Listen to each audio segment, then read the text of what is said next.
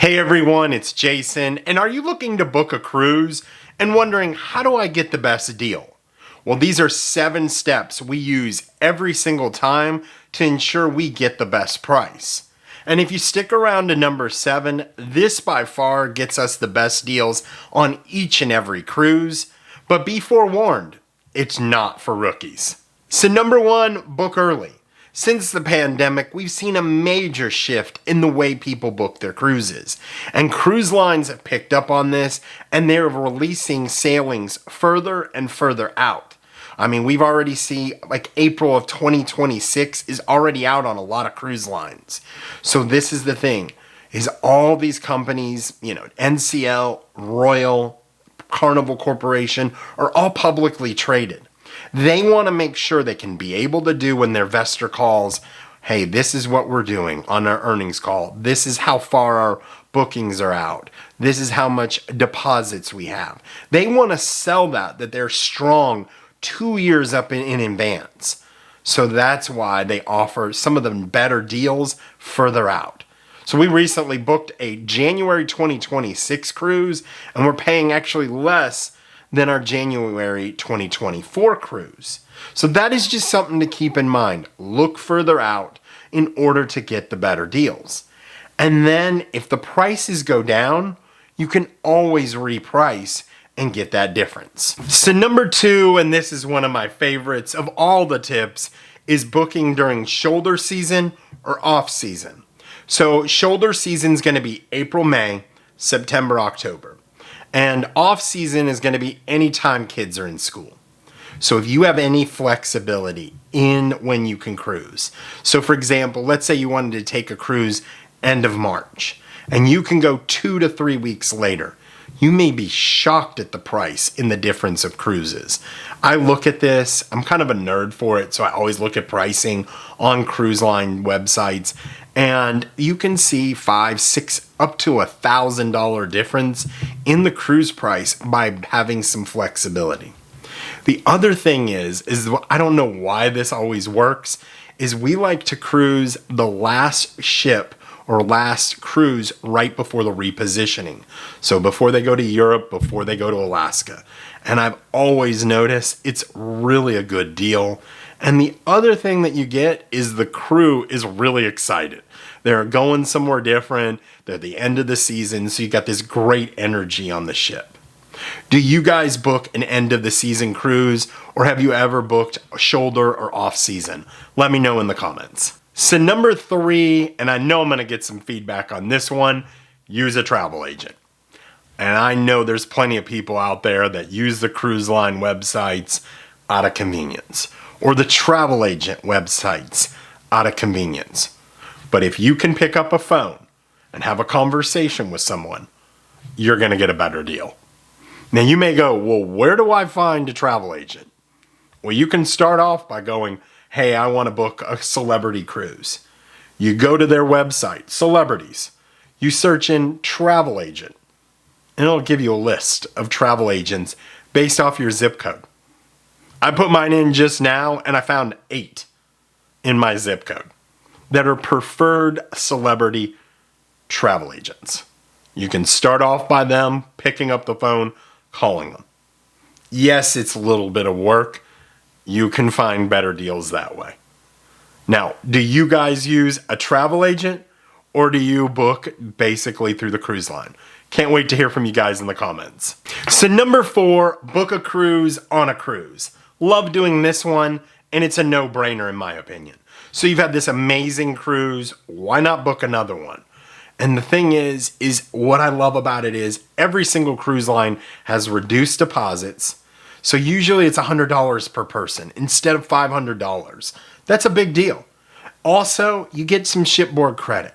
So let's say you don't know what you want to do. Let's say you're like, hey, I may want to book something in the next couple months. They call them open-end bookings. So you do that, and if you've used a travel agent, it goes back to them. So you can work that deal when you get home. You get some shipboard credit, maybe from your travel agent. You get some shipboard credit from the cruise line, and you don't only have to pay the $200 deposit instead of $500. We love doing this, and I highly recommend it. Now, if you have a specific cruise that you want to book, what I suggest is waiting till the last day. For whatever reason, we've done this before, and we seem to get a better deal with incentives. We got a little more shipboard credit, and the gentleman that was the advisor on the ship threw in a specialty dining for 2 people. So think about doing that on the last day of your cruise, and it's the last sea day anyway, so you're not usually in a port. So do you guys book a cruise on a cruise? Let me know in the comments. So number 5, cruise on an older cruise ship. I get it. You want to go on the Icon of the Seas. We all do. And see this amazing, gorgeous $2 billion ship.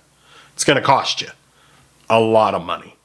So here's the thing is, on our last cruise in October, we had the choice of either going on an older celebrity cruise ship, it was called the Solstice class, versus an Edge class, which is their newer one.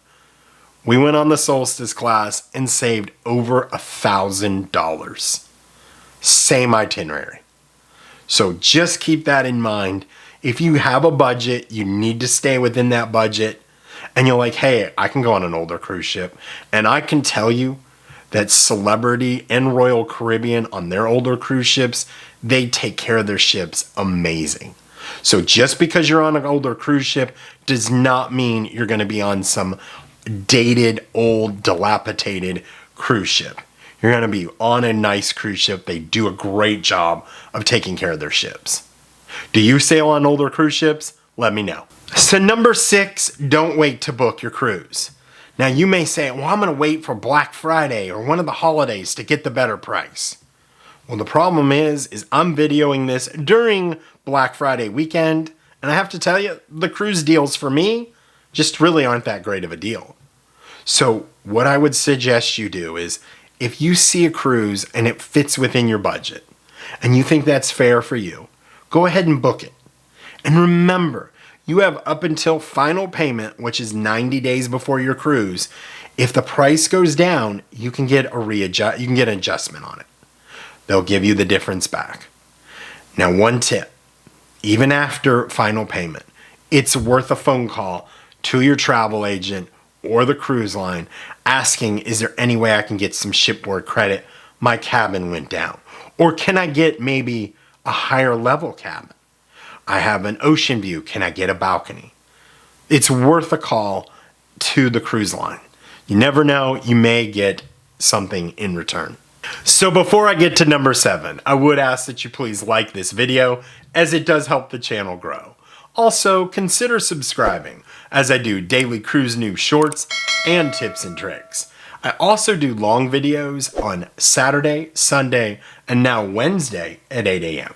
Thanks so much. So number 7, and I get excited about talking about this one, usecruisecompete.com. I love this site. Now be forewarned, if you're new to cruising, you're a rookie, or you don't have the time to do your own research, this might be a spot you want to stay away from.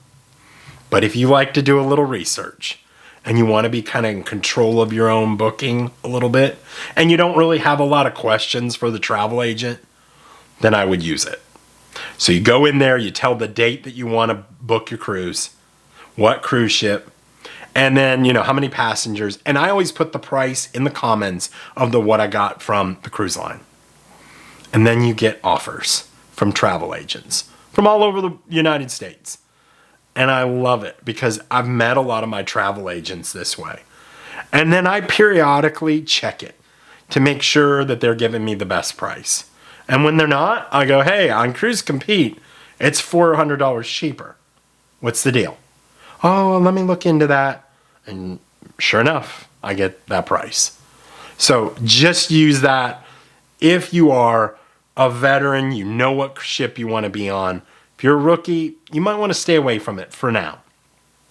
The other part of where you want to research at, I love this site, is cruisedeckplans.com. It's a great site.